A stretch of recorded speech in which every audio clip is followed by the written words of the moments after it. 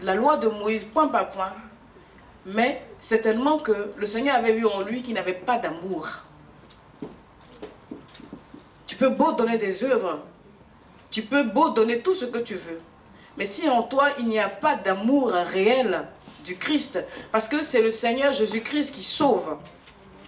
Alléluia. Et c'est ce que le Seigneur voulait dire à ce jeune homme, de ne pas chercher le plaisir de ce monde, mais de chercher la foi en Christ.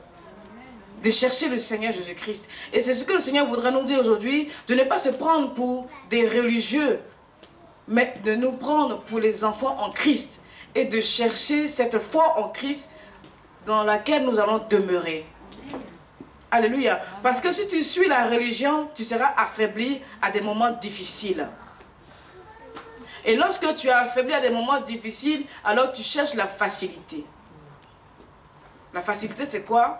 C'est rentrer dans des préceptes qui disent donne aux pauvres, fais l'aumône. Alors tu vas faire l'aumône n'importe comment, sans savoir pourquoi tu fais l'aumône.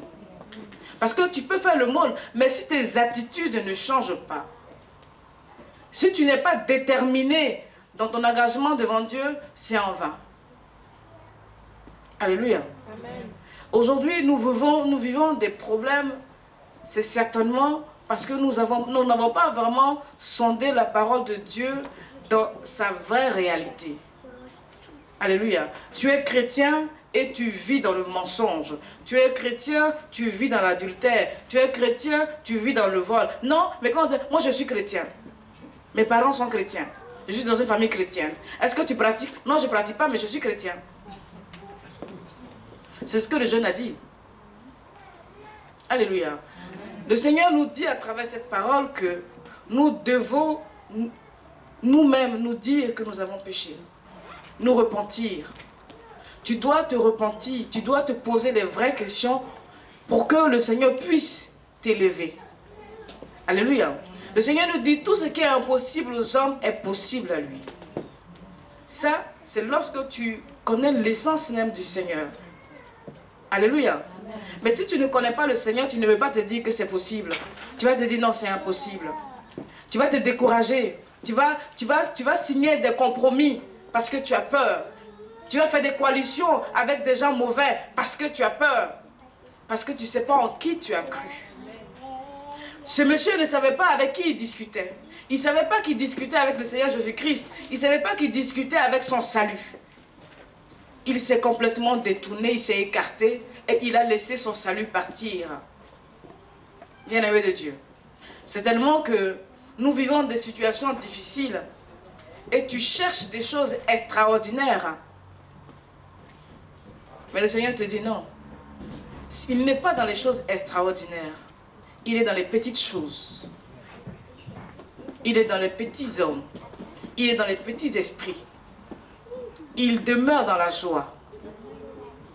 Il demeure dans l'amour. Il t'a châtié parce qu'il t'aime. Et dans ton châtiment, tu dois te poser les vraies questions. Toujours te demander que faire pour que Dieu m'aime ou que faire pour aimer Dieu. Tu dois toujours aimer Dieu, quel que soit ce que tu vis.